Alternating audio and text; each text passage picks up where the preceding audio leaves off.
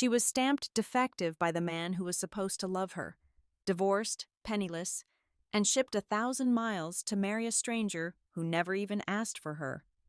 But the stranger who didn't want a wife, and the woman who expected nothing, were about to discover that the cruelest betrayals sometimes open the door to the life you were always meant to live. Today's story is a reminder that being cast out is not the end of your story. Sometimes, it's the very first chapter of the one that matters. If this story speaks to something in your soul, let me know in the comments, and subscribe so you never miss a story from the Valley. This content was carefully researched, developed, and manually edited by our team to deliver meaningful stories with valuable life lessons. Every narrative is crafted to entertain, inspire, and empower our audience. Thank you for being part of our community. Now, let's begin. The wind in Wyoming didn't just blow, it hunted. It howled across the barren stretch of the Redemption train platform, stripping away the last remnants of Evelyn Thorne's former life. She stood perfectly still as the Union Pacific locomotive hissed, belching a final cloud of black coal smoke before groaning forward. The rhythmic clack-clack of the wheels faded into the vast empty horizon, taking with it her final connection to civilization. Evelyn looked down at her gloved hand. Her fingers were wrapped so tightly around the leather handle of her solitary carpetbag that her knuckles ached. It was terrifyingly light. A 24-year-old woman's entire existence shouldn't be able to fit into a single battered satchel. 2 woolen dresses, a few undergarments, a silver hairbrush she'd managed to hide from her mother-in-law, and a small pouch containing exactly $3.40. But the heaviest thing Evelyn carried wasn't in her bag. It rested in the pocket of her traveling coat, folded into a neat, sharp-edged square. The divorce decree. Even now, standing freezing on a splintered wooden platform 1,000 miles from Philadelphia, she could feel the heat of the red ink stamped across the official parchment. Annulled, failure to produce an heir, and the word her former husband, Richard, had so helpfully spoken aloud in the judge's chambers. Defective. Evelyn shivered, pulling her thin wool collar up against the biting chill. The physical trap she found herself in was just as unforgiving as the legal one. The sky above was the color of bruised iron, heavy with the promise of an early winter storm. Redemption Station was nothing more than a glorified shack with a sagging roof, sitting on the edge of a prairie that stretched out like an ocean of dead brown grass.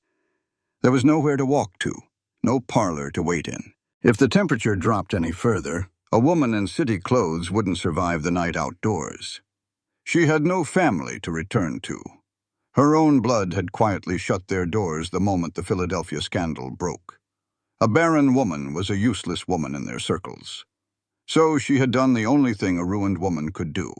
She answered an advertisement in the matrimonial news.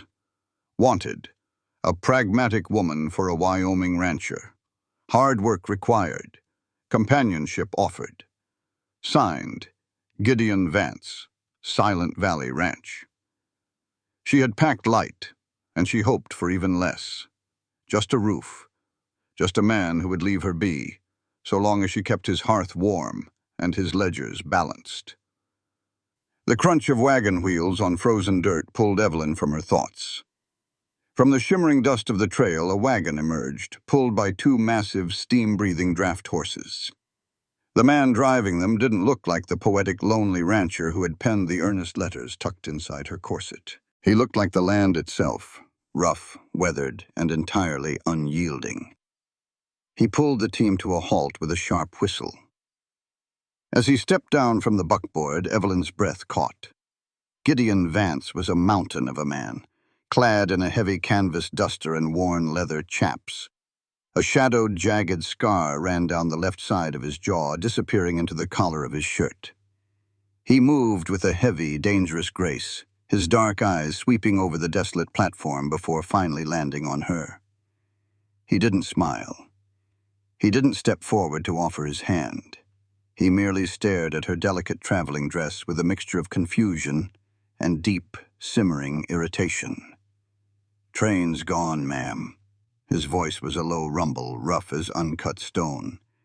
"If you were looking to board, you missed it."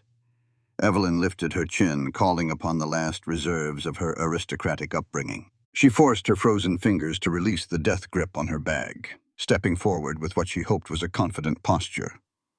"I am not looking to board, Mr. Vance," she said, her voice surprisingly steady against the howling wind. "I have just arrived. I am Evelyn Thorne." The broad-shouldered cowboy simply stared at her, the wind whipping the brim of his hat. "Congratulations. The general store is a mile down the dirt road. If you're looking for the boarding house, it closed last month."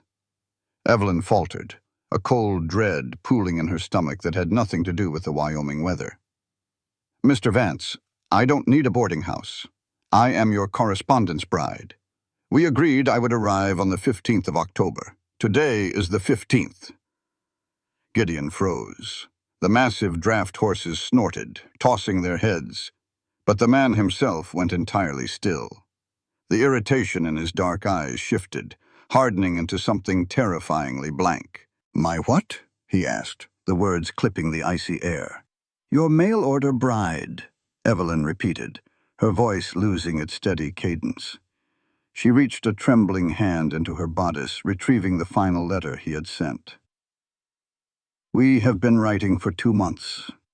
You sent the train fare. You told me to wait at the redemption station." Gideon didn't take the paper. He didn't even look at it. He looked at her pale, desperate face, and then he closed his eyes, a bitter curse slipping through his teeth. "I didn't write you any letters, lady," Gideon said, his voice dropping an octave. "And I sure as hell didn't send for a wife." Evelyn felt the ground tilt beneath her boots. "But the signature, Gideon Vance, Silent Valley Ranch." "My name," he agreed harshly. "Written by my little brother Toby.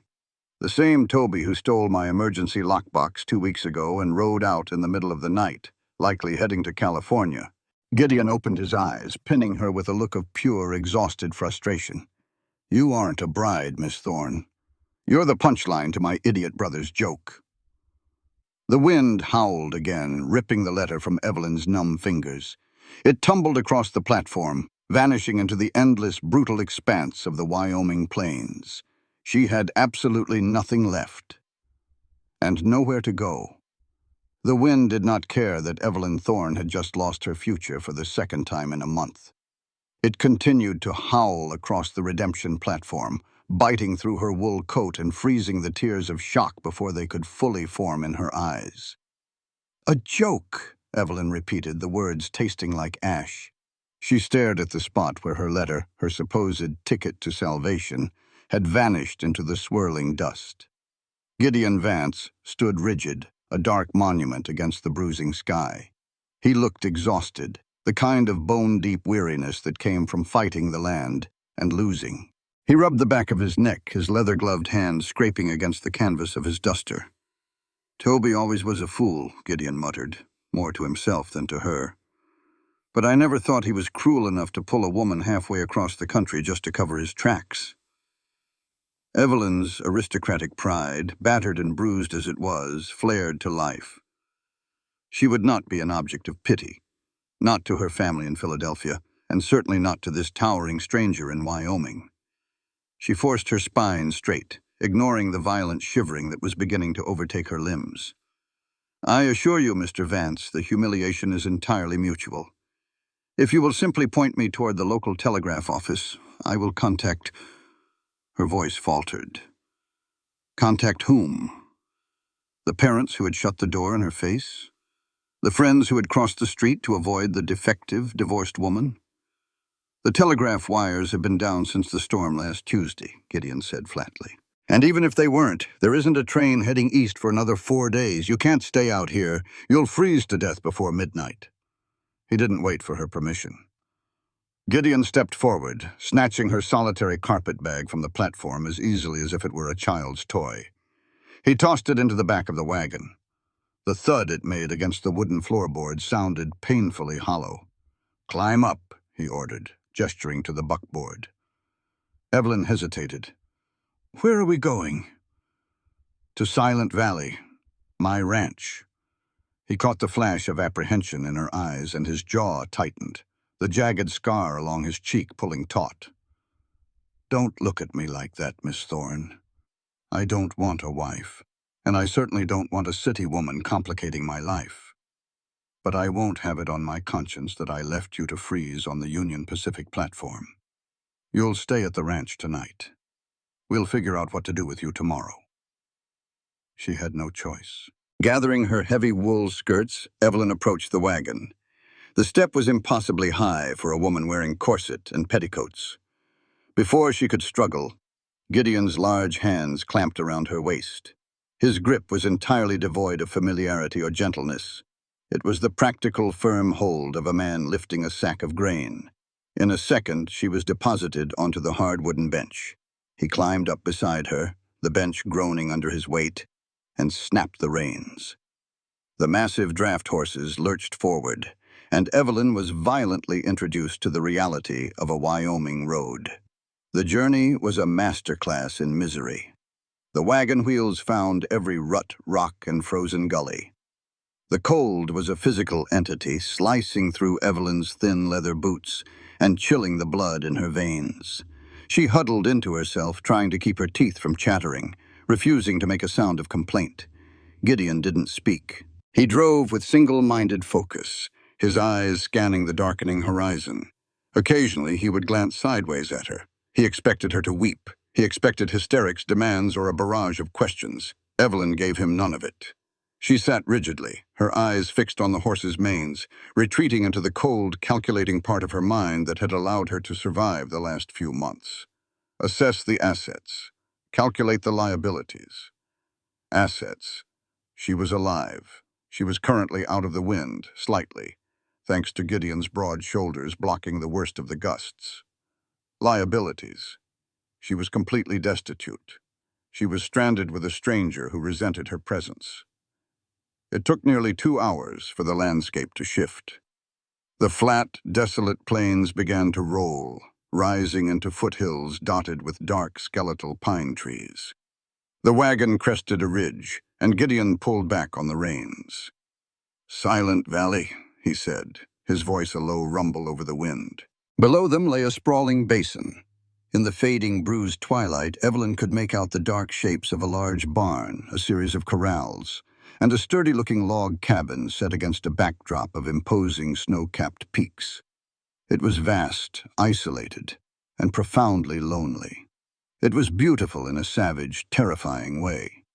It left her completely speechless. "It's immense," she finally managed to whisper, her teeth clicking together. Gideon gave a short, humorless exhale. "It's work. Let's get you inside before you turn to ice." The cabin, when they finally reached it, offered immediate shelter but very little comfort. Gideon pushed the heavy oak door open and ushered her inside. The air was stale, smelling of cold ash, strong coffee, and leather. "Stay here," he instructed, striking a match. He lit a kerosene lantern on the rough-hewn table, bathing the room in a pool of yellow light. Evelyn stood awkwardly near the door, taking in her surroundings. The room was large, serving as a kitchen, dining room, and parlor all at once. A massive stone fireplace dominated one wall, though it was currently dead. Everything was functional, heavy, and covered in a fine layer of dust. A pile of unwashed tin plates sat near a cast-iron hand pump. A pile of harnesses requiring mending was tangled on one of the chairs. It was the sanctuary of a man who worked until he dropped, with no energy left for domestic comforts. Gideon moved with efficient speed, tossing kindling into the cast-iron stove and coaxing a fire to life. Within minutes, the metal began to radiate a desperate heat. He grabbed a tin pot, pumped water into it, and slammed it onto the burner. Only then did he turn back to her. She was still standing perfectly still by the door, shivering violently, her face deathly pale. "Take off the coat," he ordered. When she fumbled weakly with the buttons, her frozen fingers refusing to cooperate, he crossed the room with an impatient sigh. "Let me." He brushed her hands aside. Up close, he smelled of horses, pine sap, and the cold outdoors.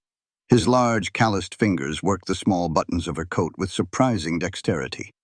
He peeled the heavy wool from her shoulders, draped it over a chair near the stove, and pointed to a wooden stool. "Sit. Get close to the heat." Evelyn obeyed, extending her trembling hands toward the warming iron. The heat was a physical shock, causing her skin to sting and prickle. Gideon poured 2 mugs of coffee, black, thick as molasses, and reheated from that morning. He handed her one. The tin was scalding, but Evelyn wrapped both hands around it gratefully, letting the warmth seep into her bones. She took a sip and nearly choked. It was bitter enough to strip paint. Gideon sat in the chair opposite her, his long legs stretched out, watching her over the rim of his own mug. The silence stretched, heavy with the unsaid. "All right, Miss Thorne," he said finally, setting his mug down with a definitive thunk. "Let's talk logistics. You need to get back east. I need you off my property. The problem is capital." Evelyn looked up, the fog of cold beginning to lift from her brain. "Capital?" "Money," Gideon clarified bluntly. "Toby didn't just write those letters to you. When he cleared out, he took the ranch's operating cash, $400. Everything I had saved to pay the winter hands and buy feed. I am quite literally broke until I sell the spring herd." Evelyn's stomach plummeted. You can't afford a train ticket for me. I can't afford a new pair of boots, let alone a $50 fare back to Philadelphia." He leaned forward, resting his forearms on his knees. "So we have a situation. You have no money. I have no money. You can't survive out here alone, and I can't send you away." Evelyn stared into the black depths of her coffee. The trap had just snapped shut. Lop Moat and Lop Hay were perfectly aligned. She was a prisoner in Silent Valley, but Evelyn Thorne was done being a victim of circumstance. Richard had broken her heart and shattered her reputation, but she had walked out of that Philadelphia mansion with her mind intact. She looked around the cabin, at the dust, the piled-up dishes, the torn curtains, and the general state of bachelor neglect. "You don't have money," Evelyn said, her voice finding its steady, aristocratic cadence once more. "But you do have a severe lack of domestic management." Gideon's brow furrowed. "What?" "Look around you, Mr. Vance. Your home is a disaster. You smell like you've been sleeping in the barn. Your dishes are breeding new forms of life, and I suspect your ledgers, if you even keep them, are in a similar state of disarray." Gideon bristled, his dark eyes flashing. "I didn't invite you here to critique my housekeeping." "I'm not critiquing, I am negotiating," Evelyn countered, sitting up straighter. "You cannot afford to send me back. I cannot afford to stay here as a useless burden. So we make an arrangement.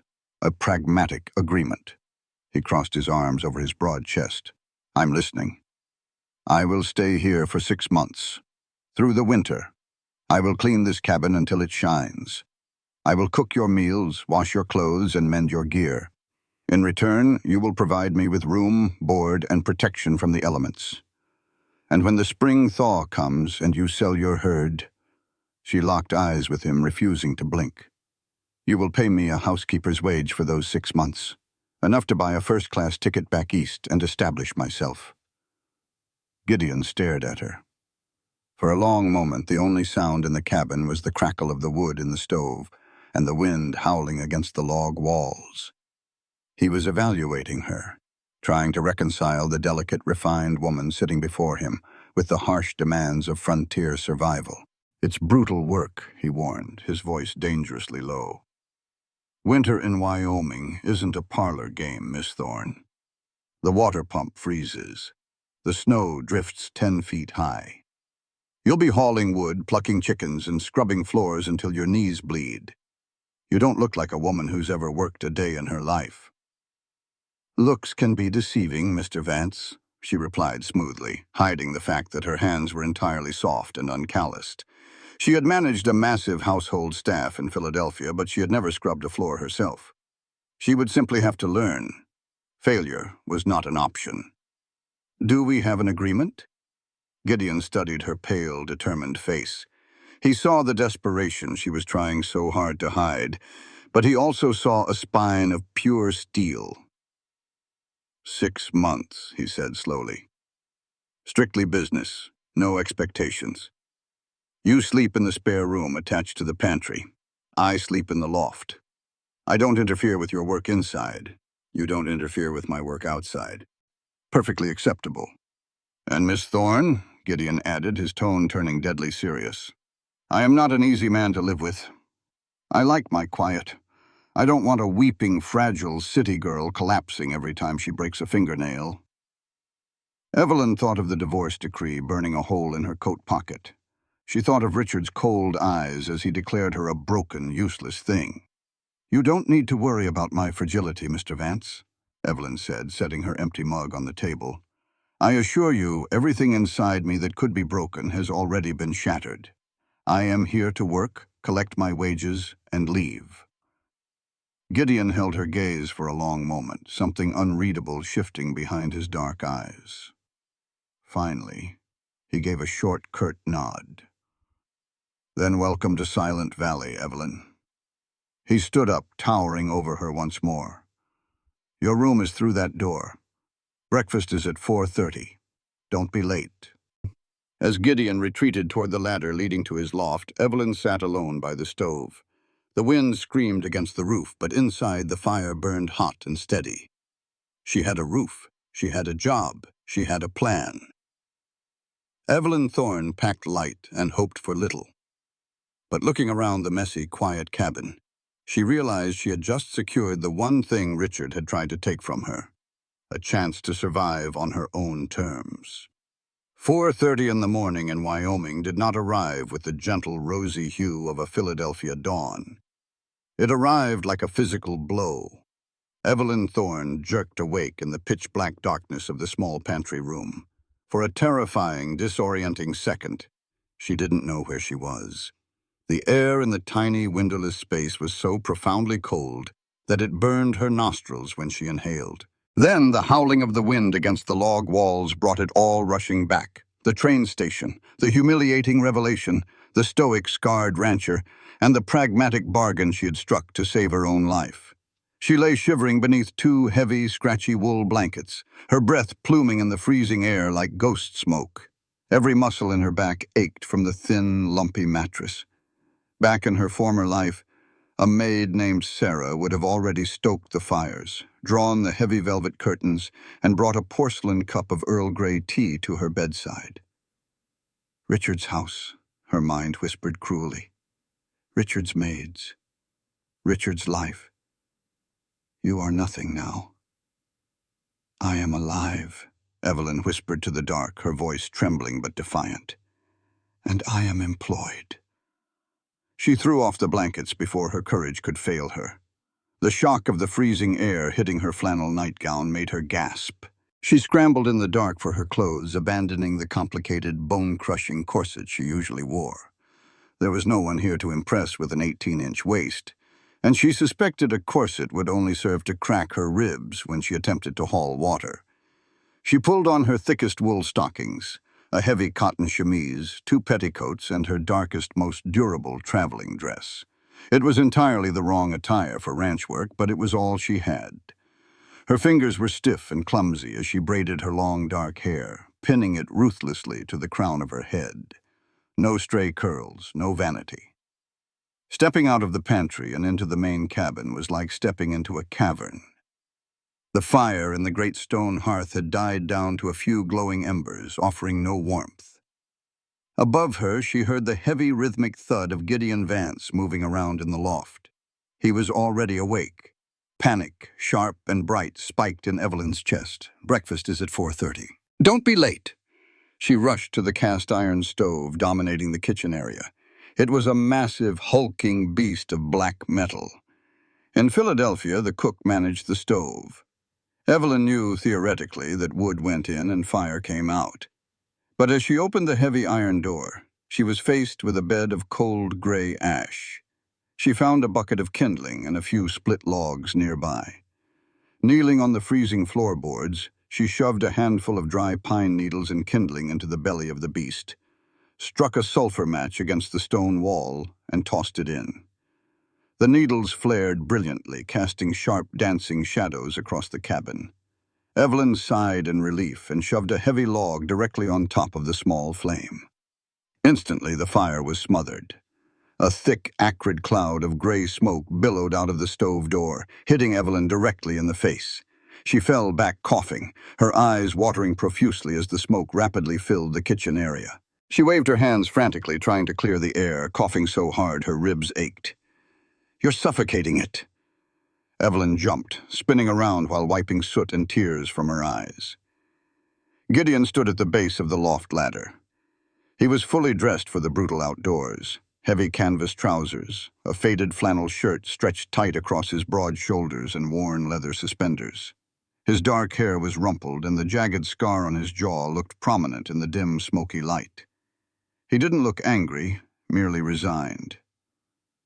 I apologize," Evelyn choked out, stepping back from the smoking disaster. "The wood must be damp." "The wood is dry as a bone, Miss Thorne," Gideon said, his deep voice cutting through her excuses. He crossed the room in 3 long strides, his boots heavy on the floorboards.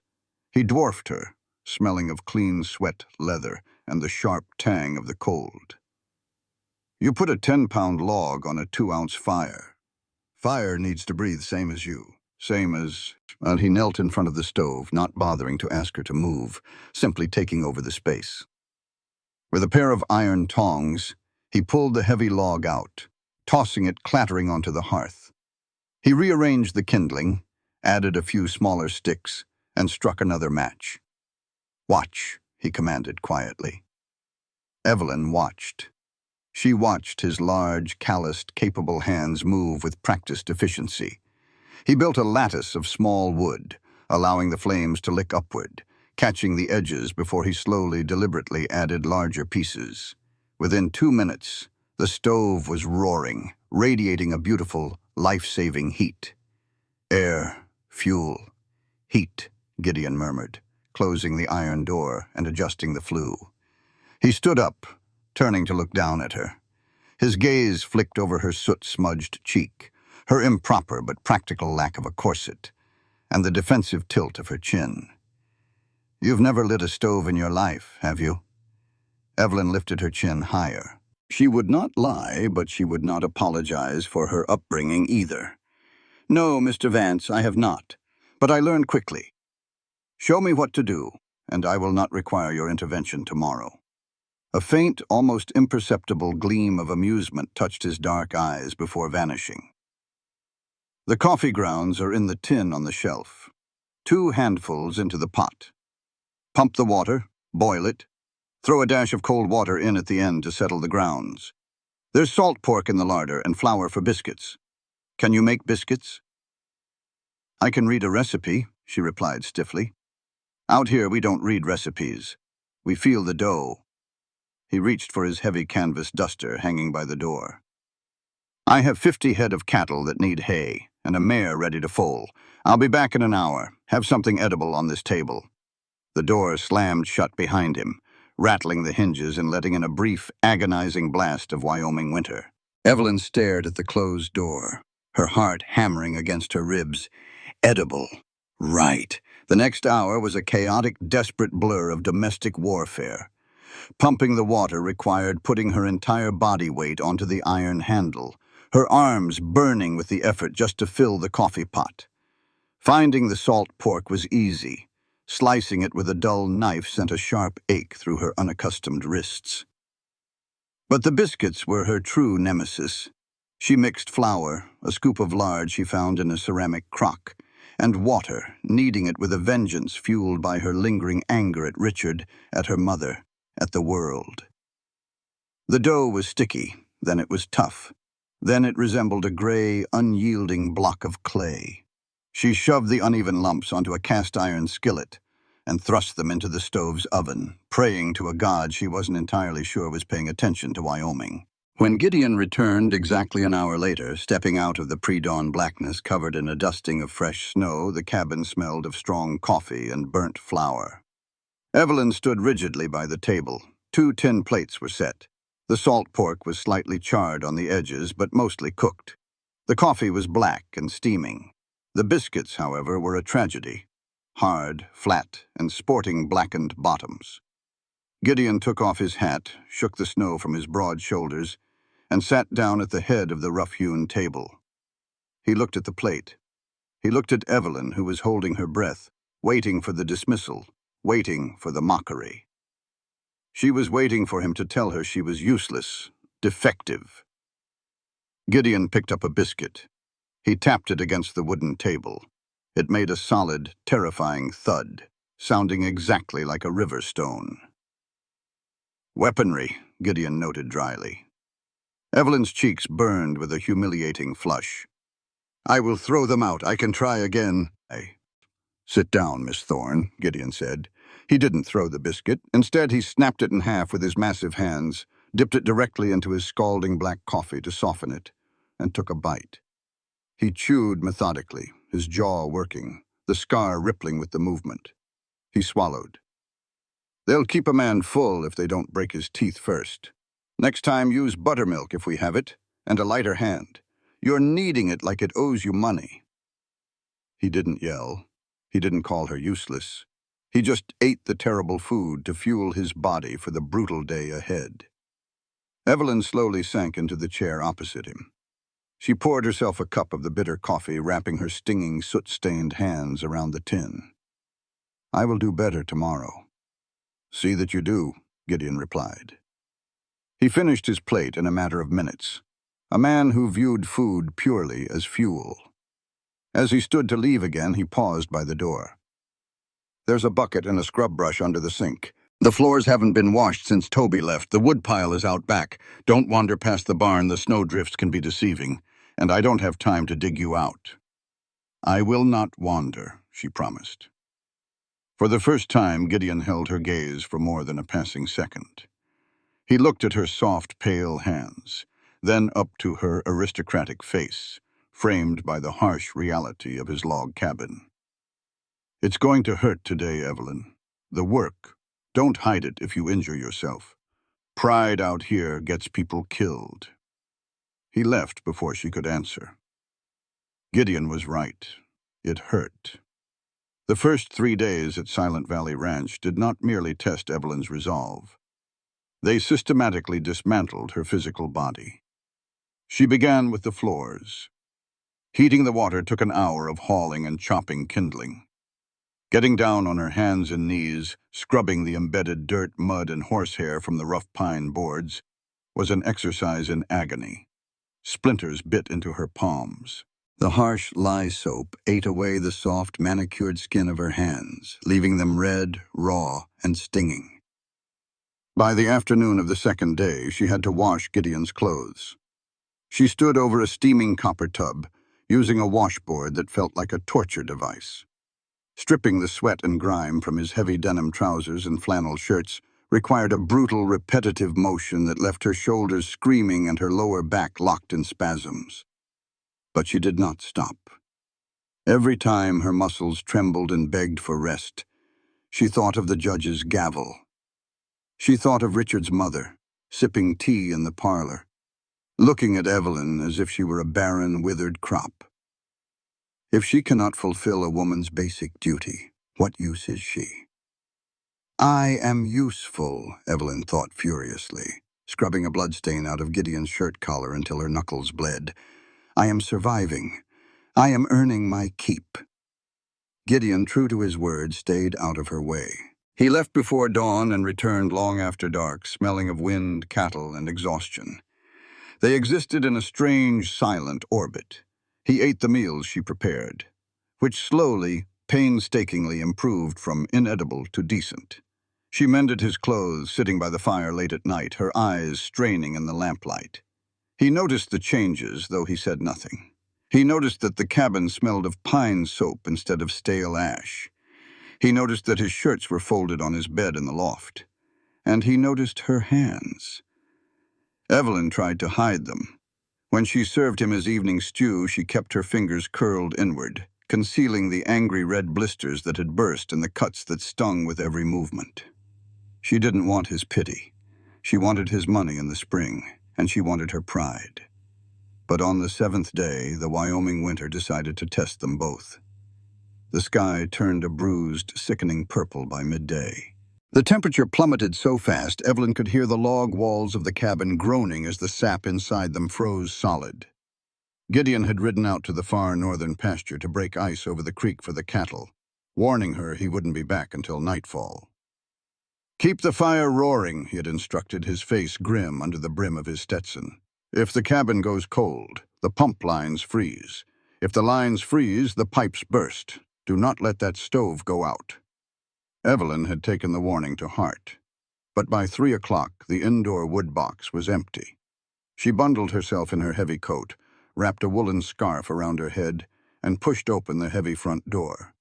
The wind hit her with the force of a physical blow, nearly knocking her backward.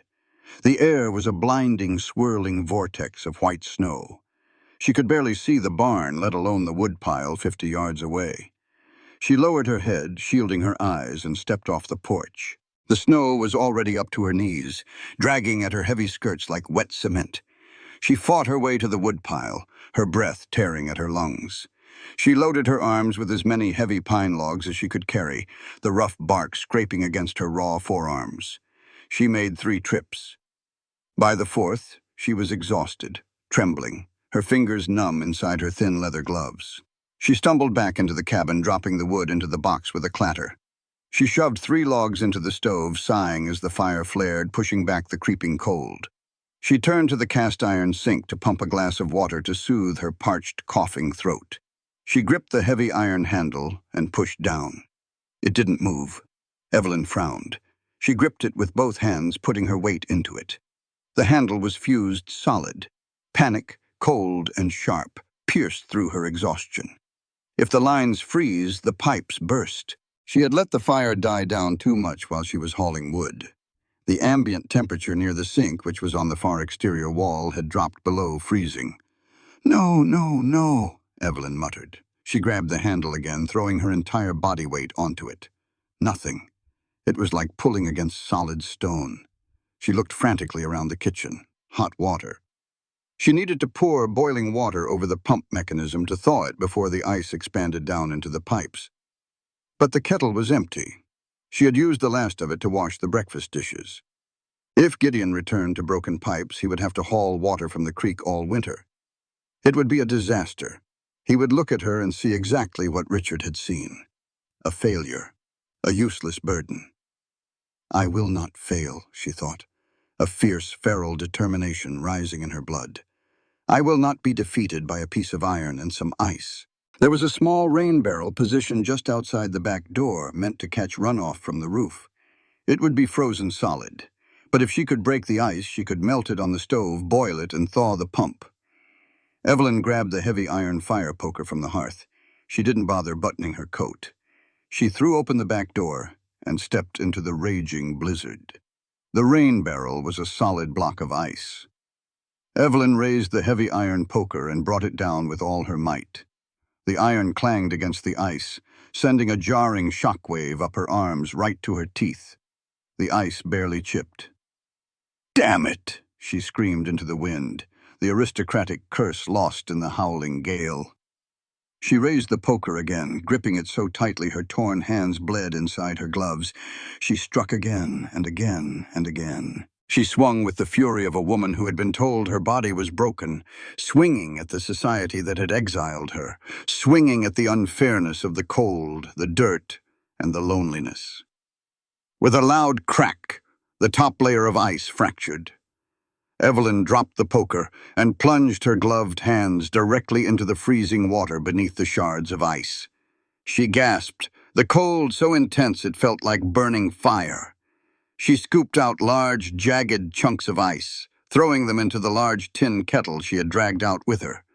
Her foot slipped on the icy porch. Evelyn went down hard, her knee slamming into the frozen wood, her skirt soaking up the freezing spillover. She cried out, a sharp sound of pain, but she didn't stop. She grabbed the kettle, now half full of ice and freezing water, and dragged it back into the kitchen, kicking the door shut behind her. She hauled the heavy kettle onto the roaring stove. She stood there, dripping freezing water onto the clean pine floor, her chest heaving, her hands completely numb, watching the ice slowly turn to water, and then to steam. When the water finally boiled, she wrapped a towel around the kettle's handle, carried it to the sink, and slowly poured the scalding water over the iron pump mechanism. The metal hissed and popped. Steam billowed into her face. She set the kettle down, gripped the pump handle, and pushed. With a grinding, protesting squeal, the handle gave way. A moment later, a rush of cold, clear water burst from the spout, splashing into the basin. Evelyn collapsed against the edge of the sink. She rested her forehead against the cold iron pump, her breath coming in ragged, exhausted sobs. The pipes were safe. The cabin was warm. She had won. The front door banged open. Evelyn jerked upright. Gideon stood in the doorway, a terrifying figure covered head to toe in snow, holding a coiled lariat. He looked wild, his dark eyes scanning the room instantly, assessing the situation. He saw the puddles of water on the floor.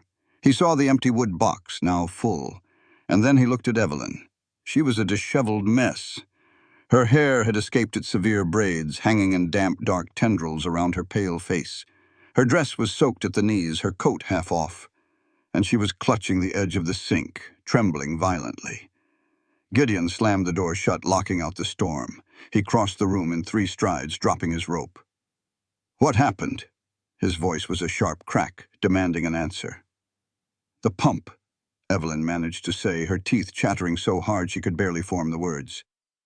"It froze while I was getting wood. I broke the ice in the barrel. It's working now. The pipes are fine." Gideon stared at her, absorbing the information. He looked at the heavy iron poker lying near the back door. He looked at the boiling kettle on the stove. He looked at this fragile, aristocratic woman who had supposedly never worked a day in her life, who had just fought a Wyoming blizzard with a fire poker to save his plumbing. Without a word, he stepped up to her. He reached out and took hold of her hands. Evelyn flinched, trying to pull away. "I am fine, Mr. Vance, just cold." "Stop fighting me," he commanded softly. It wasn't an order to a servant. It was a plea to a survivor. He gently peeled the sodden, freezing leather gloves from her hands. When the leather came away, Gideon went entirely still. Evelyn's hands were ruined.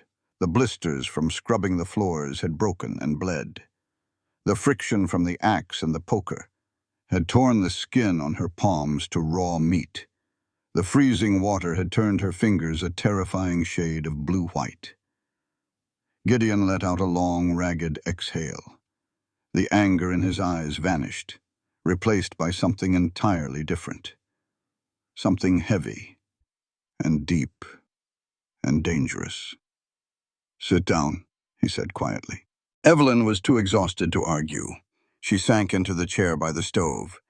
Gideon did not go to his loft. He did not ask for his dinner. He went to his supply cabinet and brought back a clean linen cloth, a bottle of clear whiskey, and a small tin of yellow salve that smelled of beeswax and pine resin. He pulled his own stool close to hers, sitting so their knees almost touched. He poured warm water into a basin and set it on his lap. "Give me your hands, Evelyn." It was the first time he had used her given name since the night she arrived. Slowly, she extended her trembling hands. Gideon took them. His hands were massive, scarred, and rough as sandpaper, but his touch was incredibly, impossibly gentle. He submerged her hands in the warm water, washing away the dirt and dried blood with infinite care. Evelyn bit her lip to keep from crying out as the warm water woke the nerve endings in her freezing fingers, bringing a rush of agonizing pain. "I know," Gideon murmured, his eyes fixed on her hands. "I know it hurts. Let it hurt." "I don't want to be useless," she whispered, the confession slipping out before she could stop it. The exhaustion had stripped away her aristocratic armor. "I am not defective. I can work." Gideon paused. He looked up, his dark eyes locking onto hers. The intensity in his gaze made her breath catch. He saw right through the bravado, right down to the wounded, bleeding core of her. "Whoever told you that you were defective," Gideon said, his voice a low, dangerous rumble, "was a blind, arrogant fool. I have hired grown men, hardened cowboys, who would have let those pipes burst and hid in their beds crying during a storm like this." He lifted her hands from the water, drying them gently with the linen cloth. He uncorked the whiskey. "This is going to sting," he warned. He poured a splash of the alcohol over her open wounds. Evelyn hissed, her eyes tearing up, her fingers curling involuntarily. Gideon held her wrists firmly, steadying her through the pain. Once it subsided, he dipped his fingers into the tin of salve and began to coat her raw palms. The touch of his calloused fingers sliding against her sensitive skin sent a different kind of shockwave through Evelyn. It was an intimate, grounding pressure. He traced the lines of her palms, working the healing ointment into the cuts with slow, deliberate strokes. "You don't have to prove you can suffer, Evelyn," Gideon said softly, his thumbs sweeping over her bruised knuckles. "The land does that for us. You don't have to fight the whole world alone in my kitchen." Evelyn looked down at their joined hands.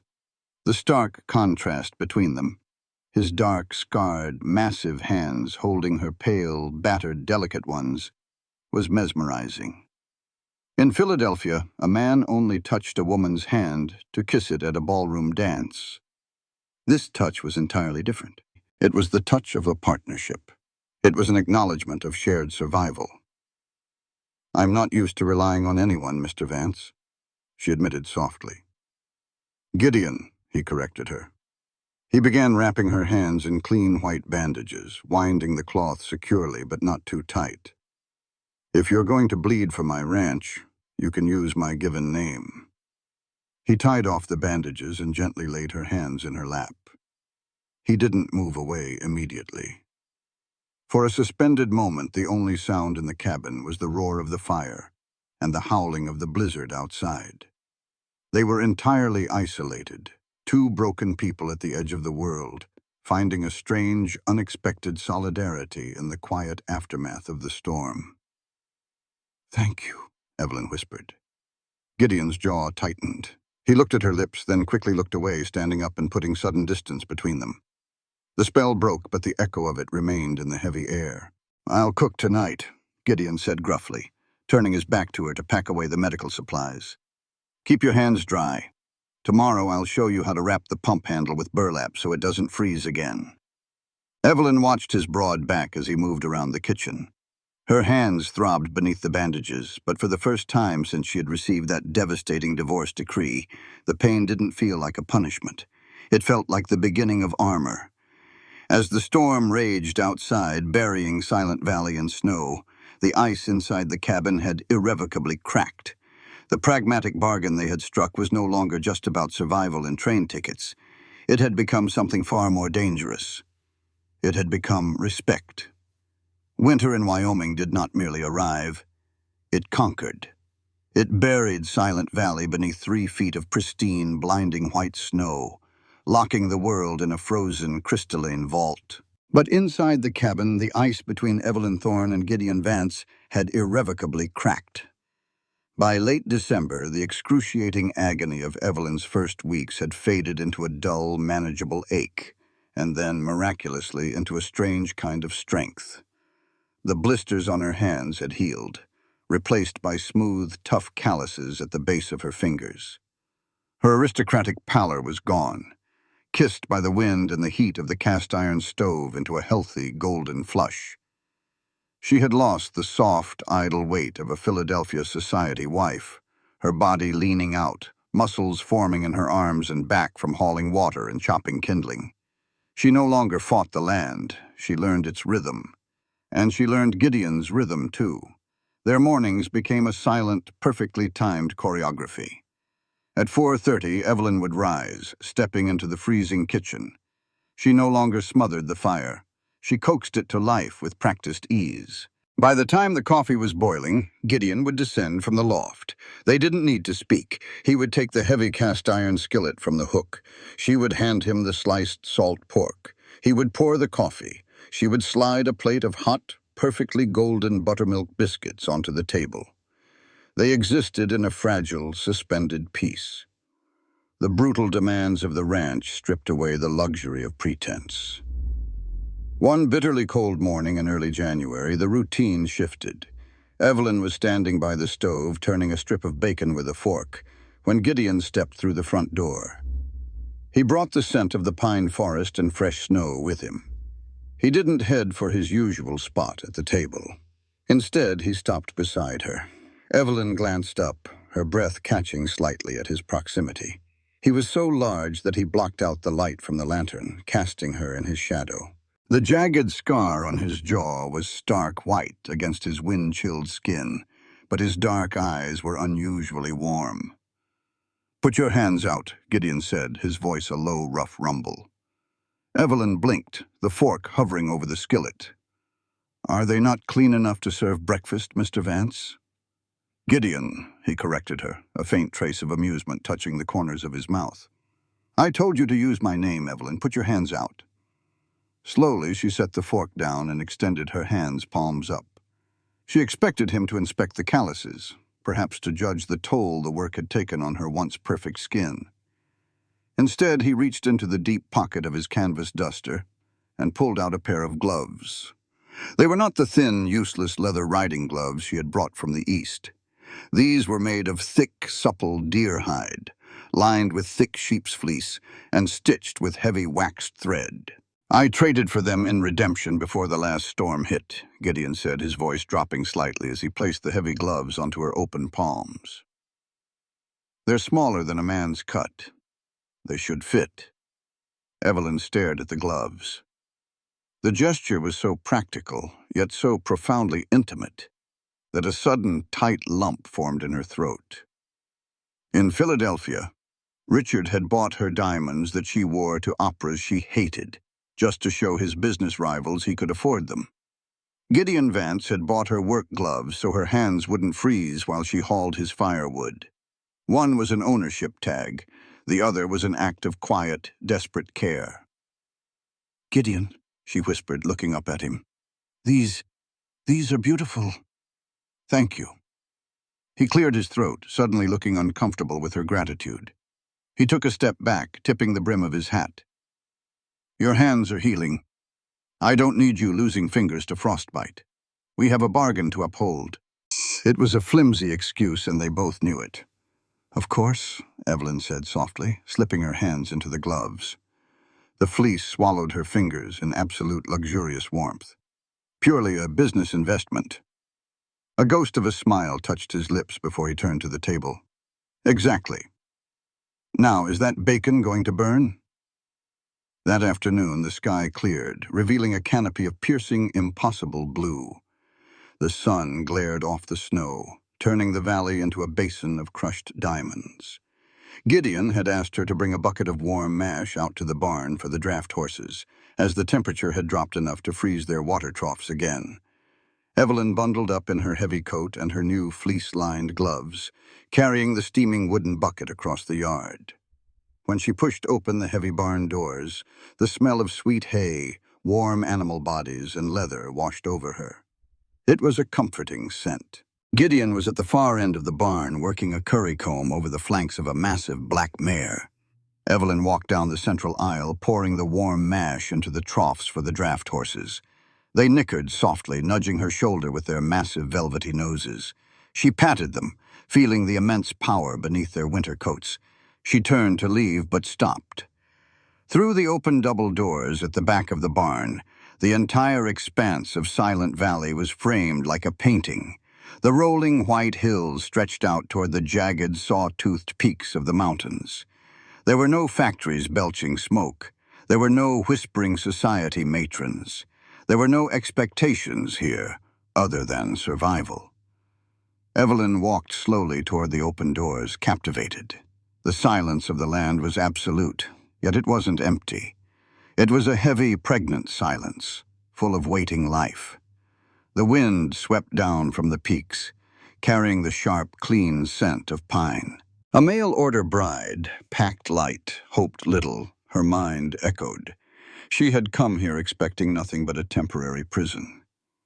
But standing here, breathing in the freezing crystalline air, Evelyn felt something she hadn't felt since she was a little girl. She felt entirely, terrifyingly free. The cowboy's land left her completely speechless. "It gets into your blood, doesn't it?" Evelyn jumped slightly. Gideon had come up behind her, his boots silent on the straw-covered floor. He stood beside her, looking out at the same view. He was close enough that she could feel the heat radiating from his large frame. "It's magnificent," Evelyn breathed, afraid that speaking too loudly would shatter the spell. "It's so vast. Does it ever make you feel insignificant?" "Every day," Gideon replied, his dark eyes fixed on the horizon. "But that's the point. The land doesn't care who you were before you got here. It doesn't care about your money, your name, or your mistakes. It only cares if you have the grit to stay." He turned his head, looking down at her. The winter sun caught the gold flecks in his dark eyes. "You have the grit, Evelyn." It was the highest compliment he could possibly give. Evelyn looked up at him, her heart executing a slow, heavy rhythm against her ribs. The space between them felt suddenly charged, the air thick and electric. She saw the way his gaze dropped, just for a fraction of a second, to her lips, before snapping back to her eyes. He wanted to kiss her. She could feel the restraint radiating off him in waves, held back only by his rigid sense of honor and the pragmatic bargain they had struck.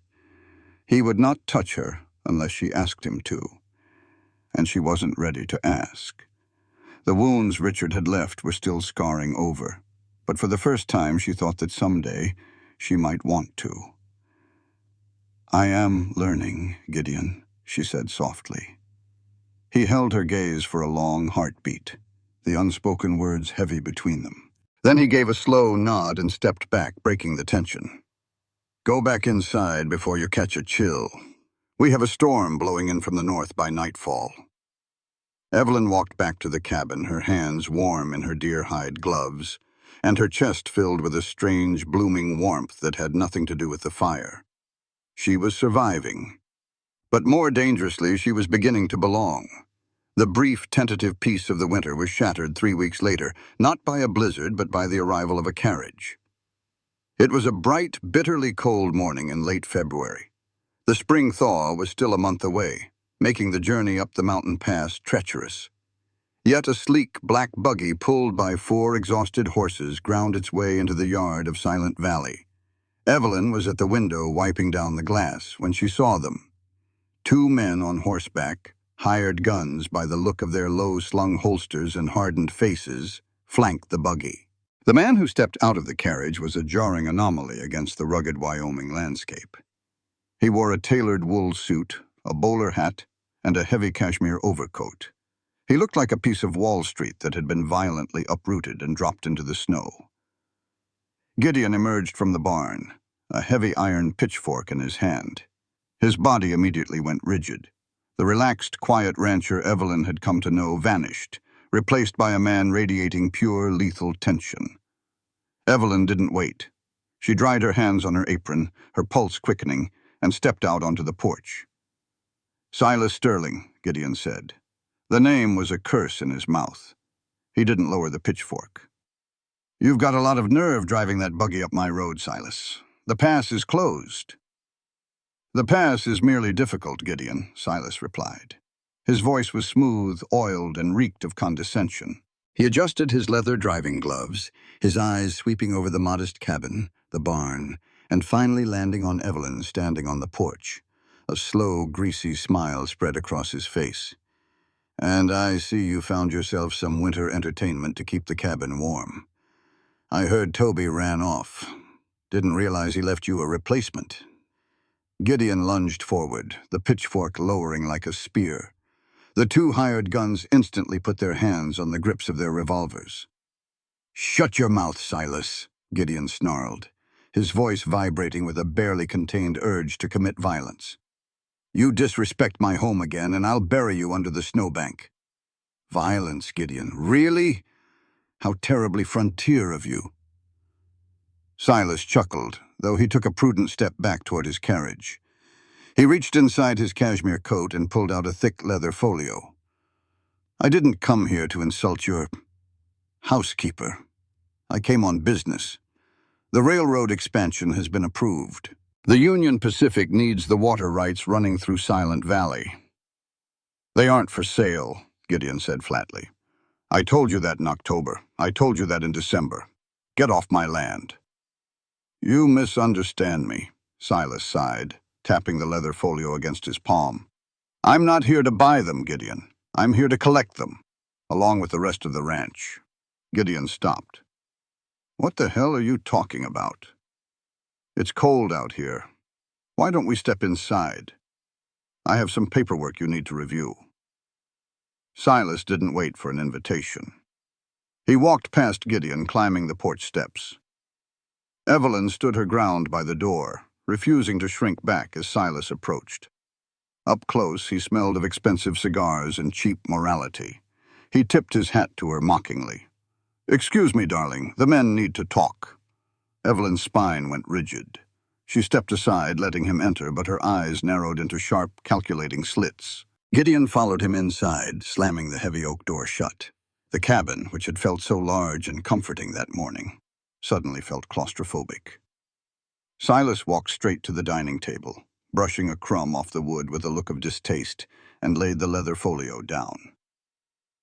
"2 years ago, Gideon, you took out a loan to buy those 50 head of Hereford cattle," Silas began, untying the folio.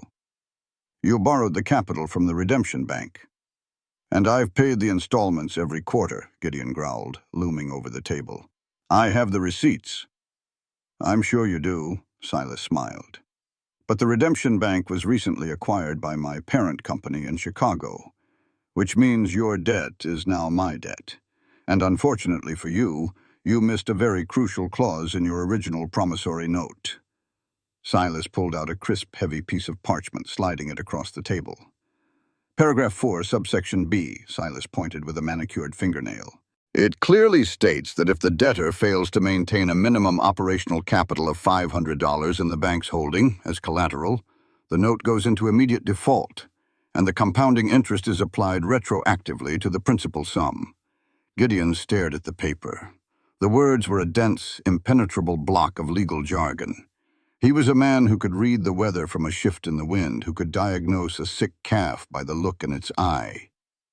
But looking at the legal trap laid out before him, he was entirely, devastatingly blind.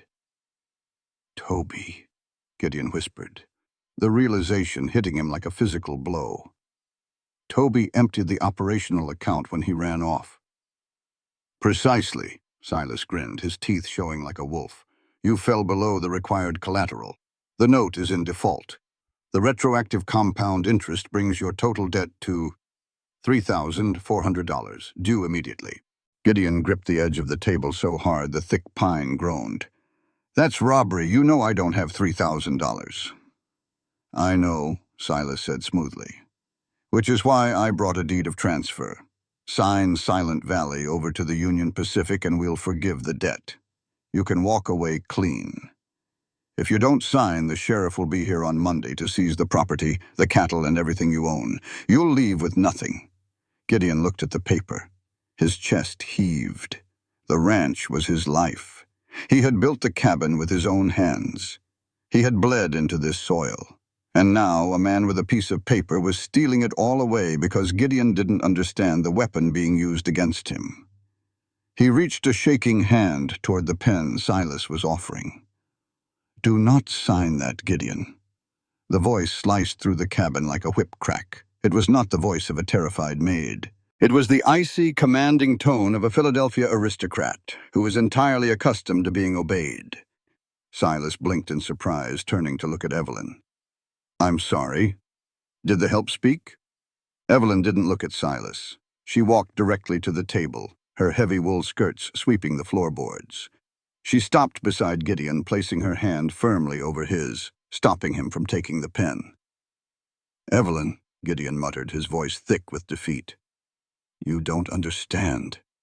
I don't have a choice." "The law," Evelyn interrupted smoothly. is only as strong as the paper it's written on, and Mr. Sterling seems to be operating under the assumption that no one in this room knows how to read it."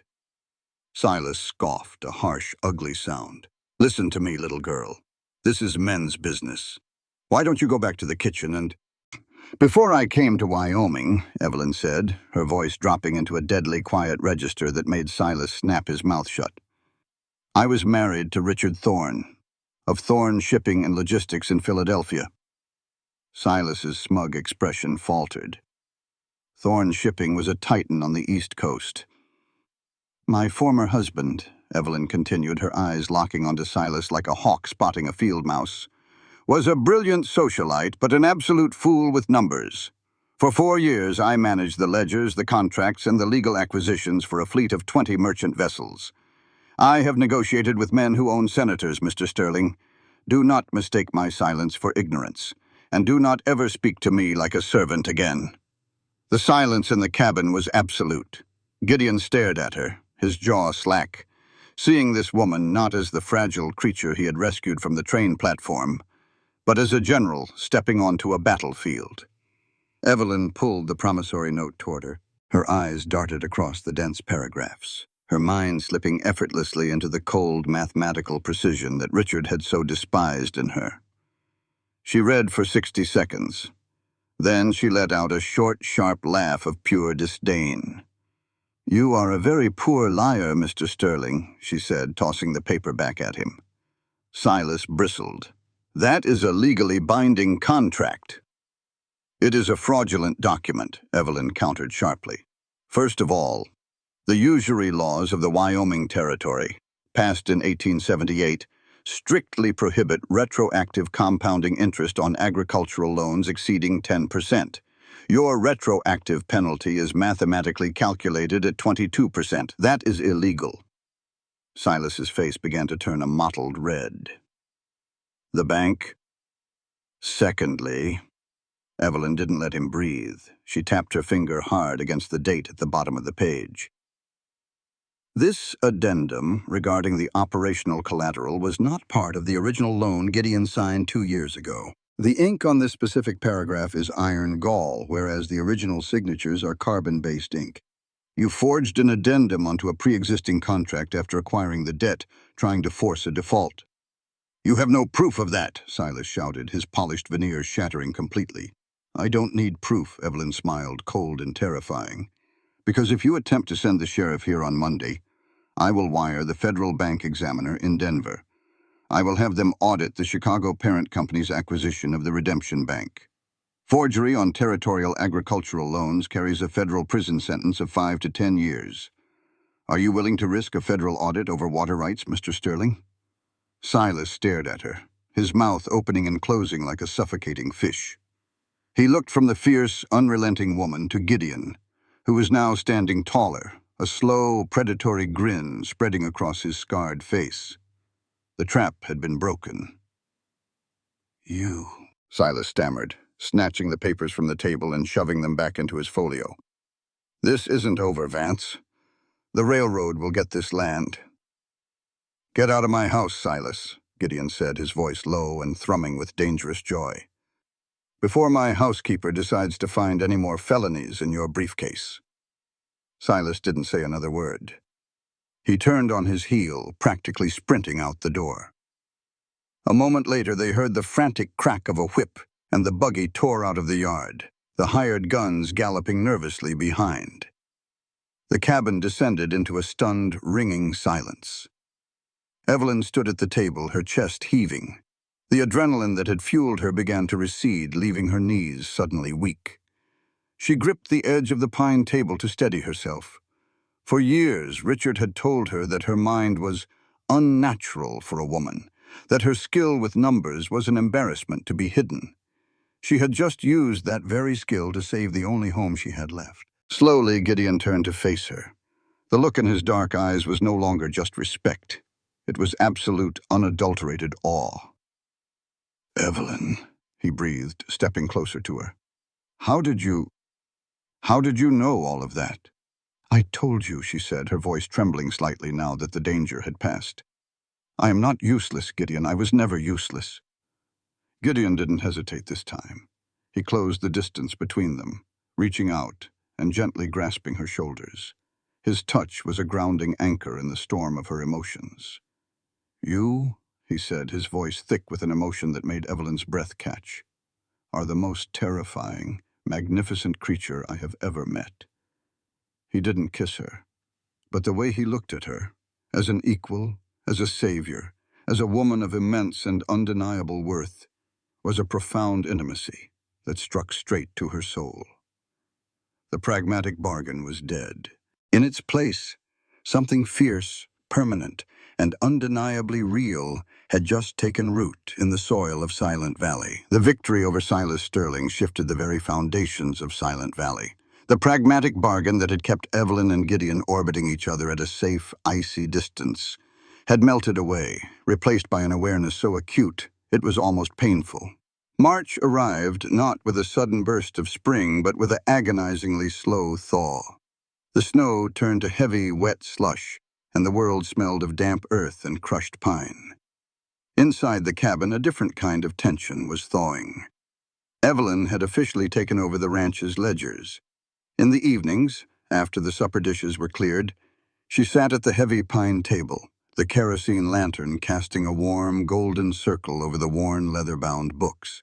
She worked with a quiet, fierce concentration, organizing Gideon's chaotic receipts and untangling the financial mess Silas had tried to exploit. Gideon, instead of retreating to his loft, had taken to sitting in the armchair by the hearth, mending tack. But his eyes rarely stayed on the leather straps. They drifted, constantly and inevitably, to her. One evening, the silence in the cabin was broken only by the scratching of Evelyn's pen and the crackle of the fire. The wind outside had died down to a low, mournful hum. Evelyn rubbed her temple, a sudden wave-like dizziness washing over her. She closed her eyes, taking a slow breath. She had been feeling unusually fatigued the past few days, her stomach rolling with a strange, sour nausea every morning. She attributed it to the changing season and the physical toll the winter had taken on her body. "You're working too late," Gideon's deep voice startled her. She opened her eyes to find he had crossed the room silently. He stood right behind her chair. He was so close she could feel the heat radiating from his large frame, could smell the wood smoke and clean sweat that clung to him. "I am almost finished calculating the projected feed costs for May," Evelyn said, keeping her voice steady, though her pulse had suddenly accelerated. "If you sell the spring calves in Denver, rather than redemption, your profit margin increases by 12%. Gideon didn't look at the ledger. He was looking down at the nape of her neck, where a few dark curls had escaped her severe braid. "I didn't ask about the profit margin, Evelyn. I said you're working too late. You look pale." "I am fine, Gideon." He let out a low, rough sigh. Slowly, he reached out. His large, calloused hands settled gently onto her shoulders. Evelyn's breath hitched. The touch was not demanding, nor was it the desperate medical touch he had used when bandaging her hands. It was the touch of a man claiming a quiet, profound connection. The weight of his hand sent a cascade of warmth down her spine. "You don't have to carry it all," Gideon murmured, his thumbs slowly, rhythmically massaging the tight muscles at the base of her neck. "The ledgers, the cabin, the fear that someone is going to come along and tell you you're not enough."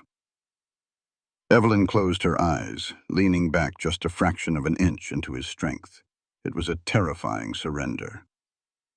"Richard told me every day that my mind was a liability, that my inability to be a proper wife made me a ghost in my own home."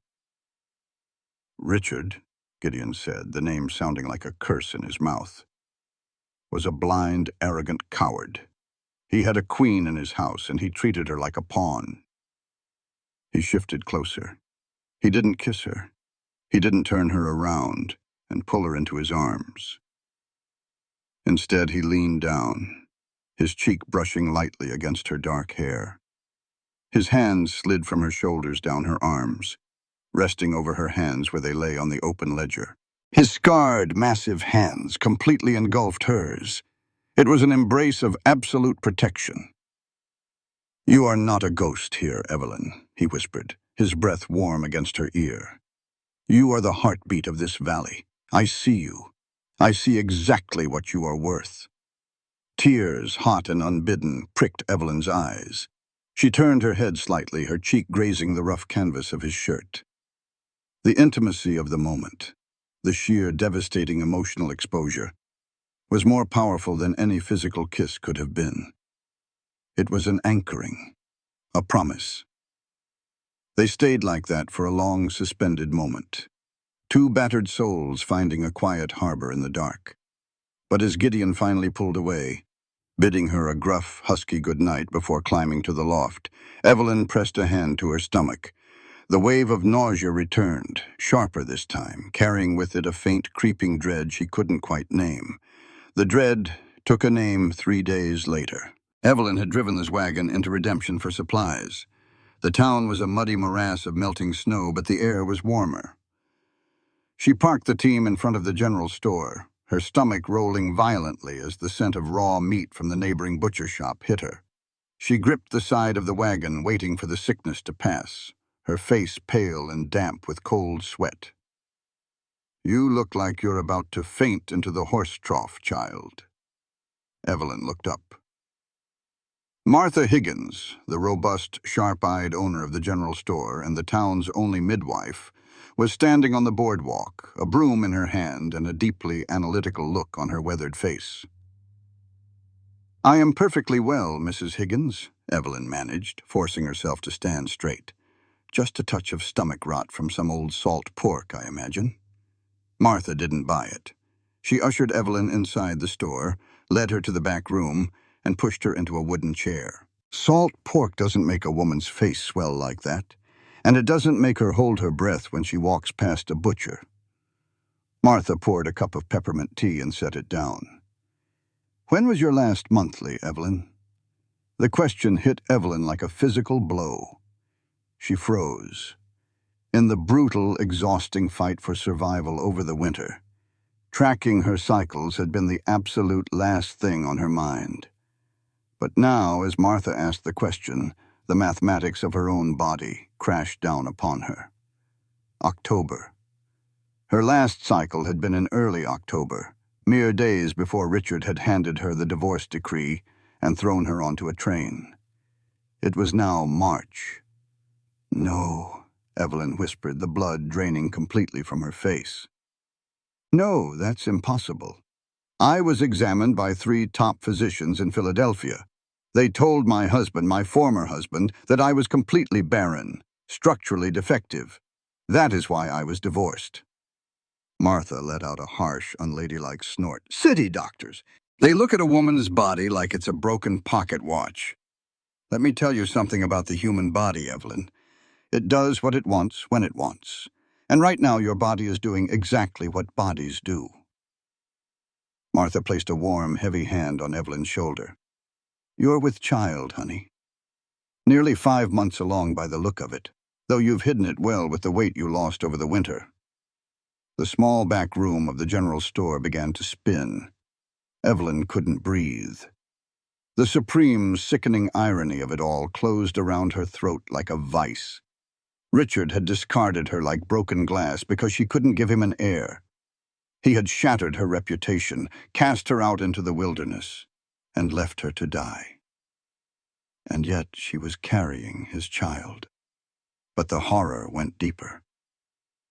Gideon. She had just begun to build a foundation with a man who valued honesty and loyalty above all else. A man who had looked at her with awe and respect. How could she look Gideon Vance in the eye and tell him she was pregnant with the child of the monster who had broken her? How could she ask a proud Wyoming rancher to raise a Philadelphia aristocrat's bastard? "Oh, God," Evelyn choked out, burying her face in her hands. The ride back to Silent Valley was the longest journey of her life. The majestic mountains looked like prison walls. When she arrived, Gideon was in the yard repairing a fence line. He looked up, a smile touching his eyes when he saw her, a smile that vanished the second he registered her deathly pale face. He dropped his hammer and crossed the yard at a run. "Evelyn, what's wrong? Did Silas—" "Not Silas," she interrupted, her voice hollow. She climbed down from the wagon, refusing his offered hand. She couldn't bear to touch him. Not yet. We need to go inside, Gideon. He followed her into the cabin. He didn't take off his hat. He stood by the table, his massive frame tight with coiled anxiety. Tell me. Evelyn stood with her back to the cold hearth. She looked at this man, his scarred jaw, his dark, honest eyes, the worn canvas of his coat. She thought of the way he had washed her bleeding hands, the way he had traced her neck in the lamplight. She took a jagged breath and shattered their world. I am pregnant, Gideon. The silence that followed was absolute. Gideon went entirely still, the color leaching out from beneath his sun-weathered skin. His eyes dropped to her stomach, then snapped back up to her face. He was a smart man. He did the math just as quickly as she had.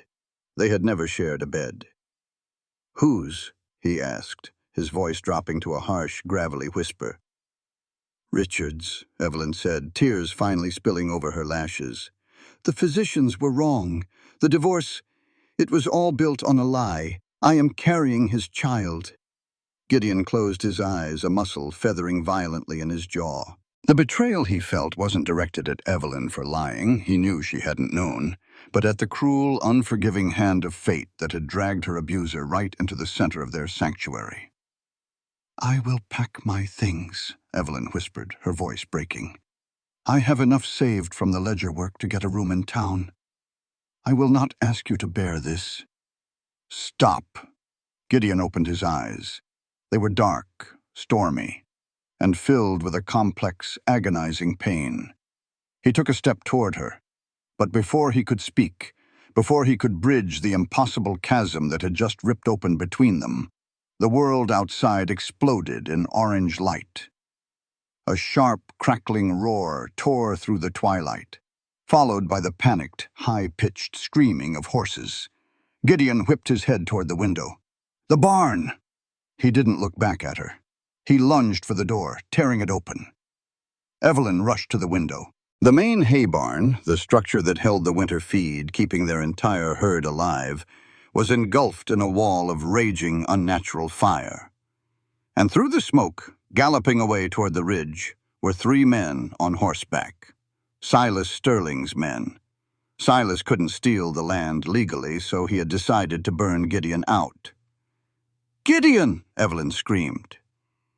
He was already running across the yard, grabbing a heavy wool blanket to beat back the flames from the main doors where the draft horses were trapped. Evelyn didn't hesitate. The delicate society wife who would have swooned at the sight of fire was dead. The woman who remained was forged in the frost of Silent Valley. She ran to the gun rack by the door, pulling down Gideon's heavy Winchester rifle.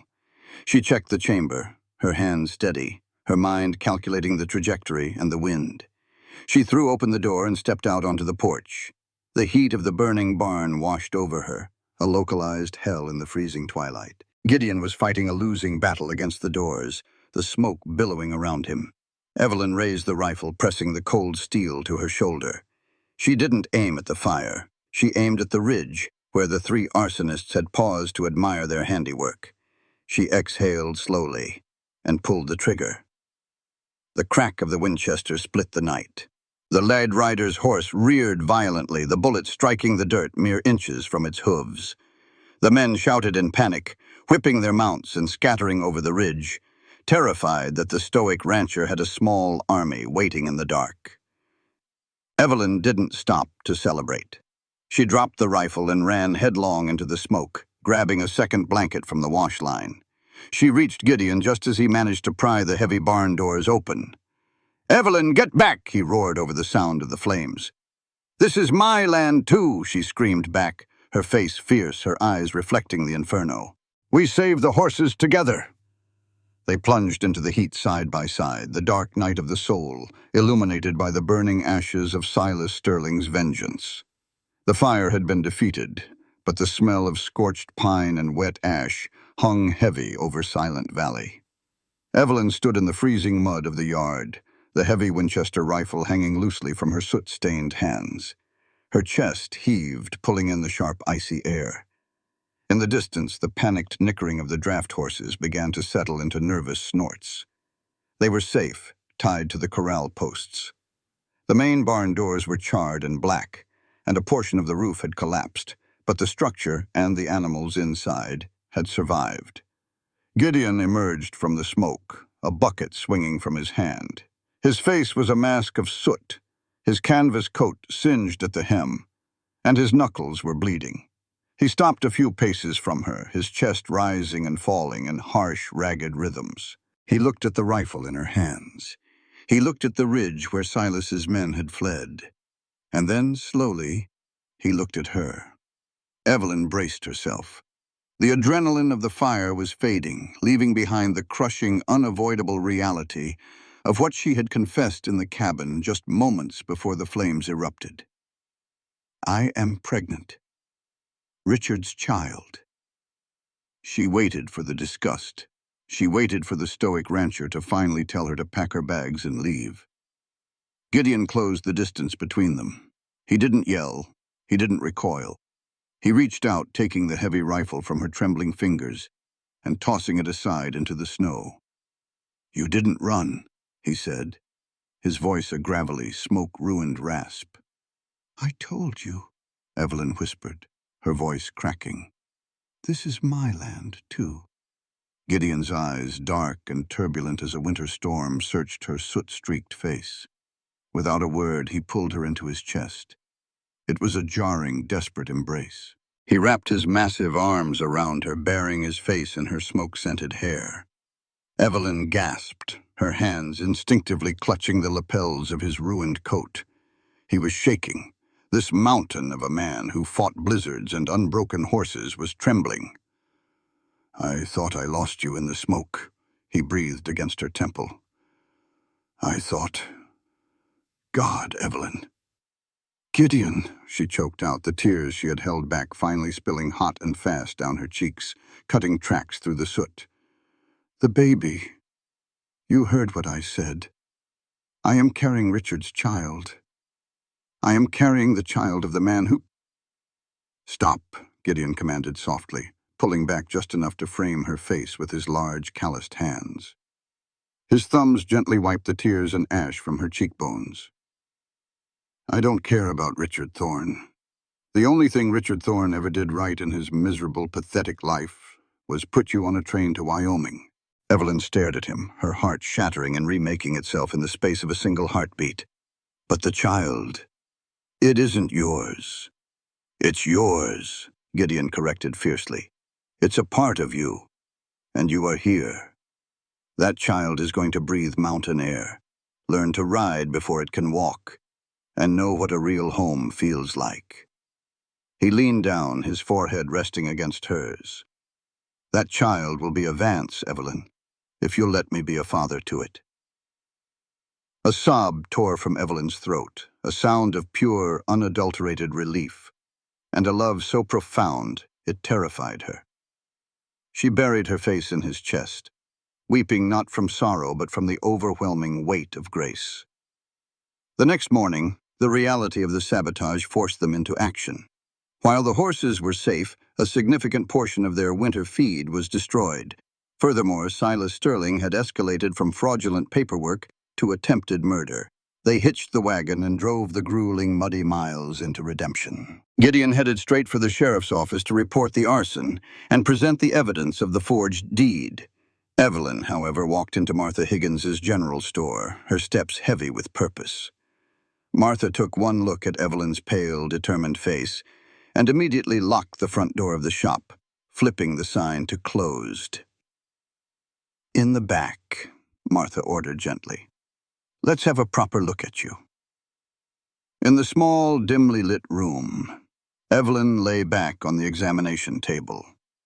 For the first time, she allowed herself to be truly vulnerable.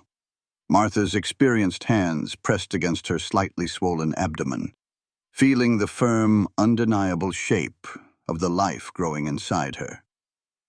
"Strong heartbeat," Martha murmured, a warm smile crinkling the corners of her eyes. "Good positioning. You're small, but the baby is healthy." Evelyn stared at the wooden ceiling planks. "Mrs. Higgins, I don't understand. 3 specialists in Philadelphia examined me. They performed tests. They told Richard my anatomy was deformed, that my womb was hostile. They swore on their medical licenses that I could never, under any circumstances, conceive. Martha's hands paused. The older woman frowned, a deep, angry crease forming between her brows. She pulled up a chair and sat beside the table, looking Evelyn dead in the eye. "Evelyn, look at me." Evelyn turned her head. "I have delivered over 300 babies in this territory," Martha said, her voice dropping into a deadly, serious register. "I have seen wombs that are scarred, tilted, and damaged. I know what a defective body feels like." Martha reached out and took Evelyn's hand. "There is absolutely nothing wrong with you. You are perfectly structurally sound. You were never barren." The words hung in the air, heavy and suffocating. "But the doctors—" Evelyn stammered. "Doctors," Martha spat, "can be bought. Tell me, did your husband's family have money?" "Millions," Evelyn whispered. "They control the shipping lines. And did this husband of yours stand to gain anything by divorcing you? A better match? A wealthier alliance?" The pieces fell into place with the sickening, deafening crash of a collapsing building. Richard hadn't just discarded her. He had orchestrated her destruction. He had wanted to marry the daughter of a New York railroad tycoon. But Pennsylvania divorce laws required severe grounds such as verified infertility. He had paid his family physicians to lie. He had tortured her for years, watching her weep over empty cradles, knowing all along she was perfectly healthy. And the cruelest irony of all, in their final cold encounter before the divorce was finalized, life had taken root. Evelyn sat up, her hands trembling violently. The sheer magnitude of the betrayal threatened to pull her under. She had accepted the label of defective. She had let them strip her of her dignity, her home, and her family, all based on a purchased lie. "Evelyn," Martha said softly, squeezing her hand. "Breathe." "He lied," Evelyn gasped, a fierce, burning anger suddenly igniting in her chest, incinerating the last remnants of the fragile society girl she had once been. "They all lied. They tried to bury me." "But they didn't dig the hole deep enough," a deep voice said from the doorway. Evelyn looked up. Gideon stood there, his hat in his hands. He had heard. The look on his scarred face was one of absolute, terrifying fury directed at the East Coast. But as he stepped into the room and looked at Evelyn, his expression softened into pure devotion. He walked over to the table and knelt on the dusty floorboards, bringing himself down to her eye level. He took both of her trembling hands in his. "They gave you a life sentence based on a lie," Gideon said quietly. "But they accidentally set you free. You are here, Evelyn. You are whole. And you are mine, if you want to be." Evelyn looked down at the cowboy who had given her a mop instead of pity, who had bought her gloves instead of diamonds, and who had stood beside her in the fire. "I want to be," she whispered, her voice steadying. "I want to be a Vance." The reckoning of Silas Sterling was swift and merciless.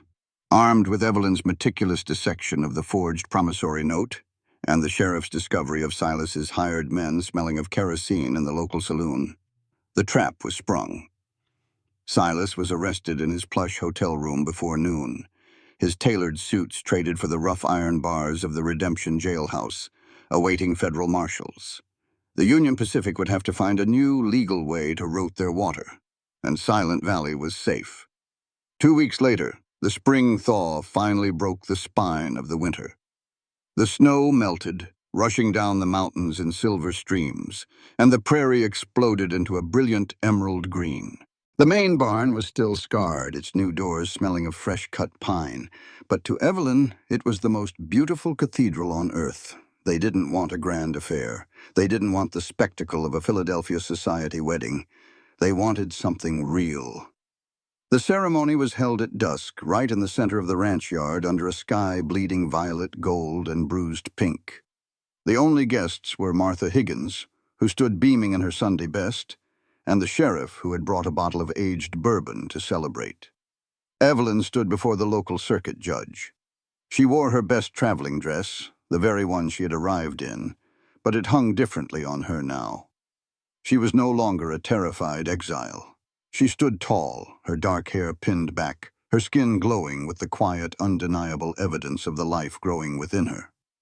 Gideon stood opposite her. He had scrubbed the soot and dirt from his skin, his dark hair slicked back, wearing a clean, crisp white shirt and his dark canvas trousers.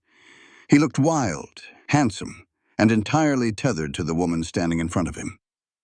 The judge cleared his throat, reading from his worn Bible. But when it came time for the vows, Gideon gently pushed the book aside. He took Evelyn's hands, hands that were no longer soft and manicured, but calloused, strong, and capable of hauling water and firing a Winchester. "I didn't send for you, Evelyn," Gideon said, his deep voice carrying over the quiet breeze of the valley. "But I thank God every day that my idiot brother did. I take you exactly as you are.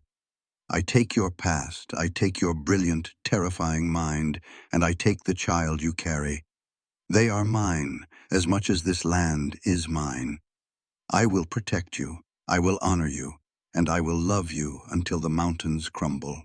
Tears blurred Evelyn's vision, but her voice was as clear as a ringing bell. "I came here with nothing, Gideon Vance," she replied, squeezing his massive hands. "I expected a prison, and you gave me a kingdom. You showed me that I am not broken. You gave me a home. I take you, your scars, your stubborn pride, and your heart. I will stand beside you in the fire, and I will stand beside you in the frost. For all the days of my life." The judge, wiping a suspiciously damp eye, pronounced them husband and wife. When Gideon leaned down to kiss her, it wasn't a tentative, careful brush of lips. It was a claiming. It was the explosive release of 6 months of agonizing restraint. A kiss that tasted of tears, wind, and absolute, undeniable permanence. Later that night, long after the guests had departed and the valley had descended into quiet darkness, Evelyn lay in Gideon's arms in the loft. The small bed was cramped, but she had never felt more secure. His large hand rested warmly over the gentle swell of her stomach. "We need a name," Gideon murmured sleepily, his lips pressing against the bare skin of her shoulder. "If it's a boy." Evelyn smiled in the dark, resting her hand over his. The cold winds of Wyoming howled outside the thick log walls, but inside the fire burned hot and steady. "We have time," she whispered back. "We have all the time in the world." The mail-order bride had packed light, and she had hoped for little. But looking out the small loft window at the stars burning fiercely over Silent Valley, Evelyn Vance knew she had finally found everything. 5 years later. The Wyoming dawn did not merely break. It spilled over the jagged, snow-capped peaks of the Sawtooth Range like liquid gold, flooding Silent Valley in a brilliant, breathtaking light. Evelyn Vance stepped out onto the expansive wraparound porch of the newly built ranch house. The original log cabin still stood, incorporated into the heart of the home, but around it the house had grown. It boasted glass windows, a proper shingled roof, and a stone chimney that pumped a steady stream of fragrant wood smoke into the crisp morning air. She took a deep breath, filling her lungs with the sharp, clean scent of pine and damp earth. She was 29 years old, though she felt entirely disconnected from the fragile, terrified 24-year-old girl who had shivered on the Redemption train platform. Evelyn wore a practical denim skirt and a soft cotton blouse, her dark hair braided and pinned securely to withstand the wind. Her hands, resting on the wooden porch railing, were no longer soft or manicured. They were the hands of a frontier woman, tanned by the sun, mapped with faint silvery scars from the brutal winter of 1880, and strong enough to turn the soil, balance a ledger, and calm a restless stallion. She had never been prouder of anything in her life. Hanging from her left hand was a battered, faded carpet bag. It was the exact same bag she had carried onto the Union Pacific train when she was exiled from Philadelphia. Once it had held everything she owned, a few dresses, $3, and a crushing sense of worthlessness. Today the bag was heavy, but not with despair. Evelyn reached into the carpet bag and pulled out a handful of lupine and bluebell seeds. With a smooth, practiced motion, she scattered them over the freshly turned soil lining the perimeter of the porch. "They're going to overtake the walkway if you keep throwing them so close to the steps, Evie." Evelyn turned, a warm, irrepressible smile breaking across her face. Gideon was walking up from the main corral, the golden morning light catching the silver that had begun to pepper his dark hair. He was broader now, the desperate leanness of their first winter replaced by the solid, healthy muscle of a prosperous rancher. The jagged scar on his jaw was still there, but the harshness in his eyes had long since vanished, replaced by an abiding, deep-rooted peace. Sitting high on Gideon's broad shoulders, his small hands clutching his father's Stetson hat, was a 5-year-old boy. Arthur Vance had dark hair that curled at the nape of his neck, and a laugh that could rival the Wyoming wind. He shared no blood with the man carrying him, but in every way that mattered, in the tilt of his chin, the way he squinted at the horizon, and the fierce protective loyalty already brewing in his small chest, he was entirely Gideon's son. "Mama, look at me," Arthur shouted, waving a small, dirt-smudged hand. "Pa let me sit on Samson's back all by myself." "I saw you, my brave cowboy," Evelyn laughed, dusting the seeds from her hands. "Though I suspect Samson was doing most of the work." "I held the reins," Arthur protested, indignant, as Gideon easily swung the boy down from his shoulders and set him on the porch. "Go wash your hands at the pump, Artie," Gideon instructed, ruffling the boy's hair. "Your sister's probably awake by now and demanding her breakfast." At the mention of her, a loud, demanding babble drifted through the open window of the nursery. 2-year-old Clara Vance, a wild, fiercely independent toddler with Gideon's dark, stormy eyes and Evelyn's unbreakable will, was awake and ready to conquer the day.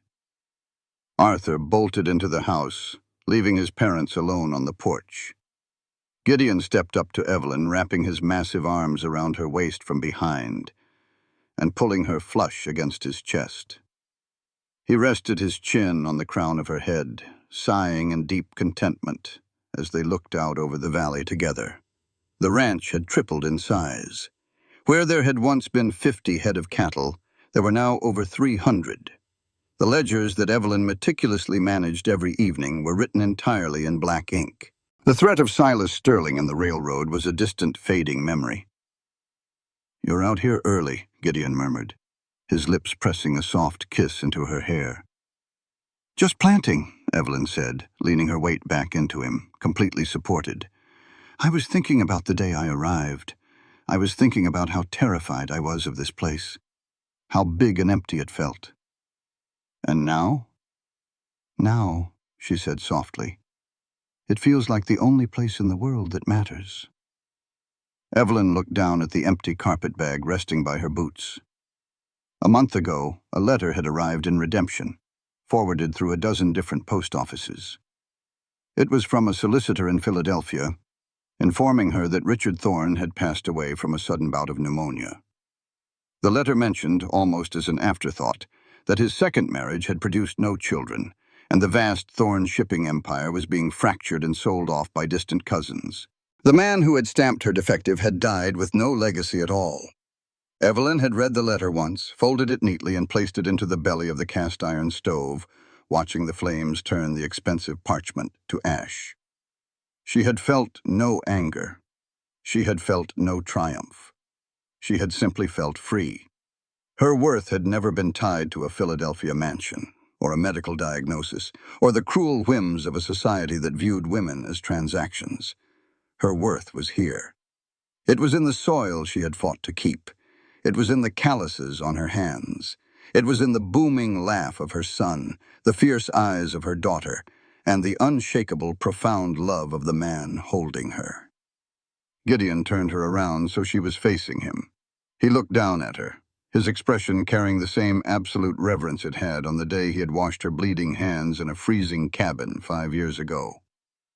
"What are you smiling about?" he asked, his thumb tracing her cheekbone. "I was just thinking about a joke your brother Toby played on us," Evelyn said, her eyes shining with unshed, happy tears. "It turned out to be the greatest favor anyone has ever done for me." Gideon's chest rumbled with a low chuckle. He pulled her close, his forehead resting against hers. "I'll have to thank him, if I ever find him. We built a good life, Gideon. We built a kingdom," he corrected her softly. "And you're the queen of it, Evelyn Vance." He kissed her then, a deep, lingering kiss that tasted of the morning air, and a promise kept. When they finally broke apart, the sun had fully cleared the mountains, bathing Silent Valley in brilliant, triumphant light. Evelyn Thorne had arrived in Wyoming as a mail-order bride, who packed light and hoped for little. She had been exiled to the edge of the world, carrying nothing but a broken heart and a bag of useless dresses. But as she walked back into her home, hand in hand with her husband, to the sound of her children laughing in the kitchen, she knew the truth. The woman who had been discarded with nothing had inherited the entire world.